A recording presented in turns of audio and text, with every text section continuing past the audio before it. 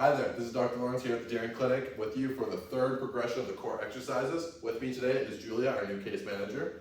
So the first exercise is going to be the McGill curl up, and we're going to again progress this exercise. So hands in the small of the back like last time, elbows off the table, shoulders come on up, but we're going to add in that bicycle. So we're going to be alternating these legs back and forth. We're going to do this for about 30 seconds, take a break, 30 seconds, 3 sets of that.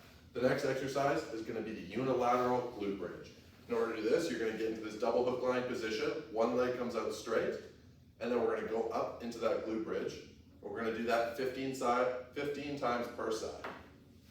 Perfect. Now we're going to move on to the side bridge with the plank rolling. So we're going to come on up into the side bridge position, just like last time, nice straight line. Then we're going to roll forward on that shoulder, challenging the obliques. If this causes any shoulder pain or discomfort, please don't do this exercise. Stick with last week's progression. Finally, we're going to move on to the bird dogs. This progression here, we're going to get into the quadruped position, all fours. One arm and the opposite leg are going to come out, and we're going to try to draw little circles with both, and then we're going to alternate to the other side. Again, try to do about 30 seconds per side, alternating to the other side. That wraps it up for the core progressions. We have all three here. Thank you guys for joining in. Thanks, Julia.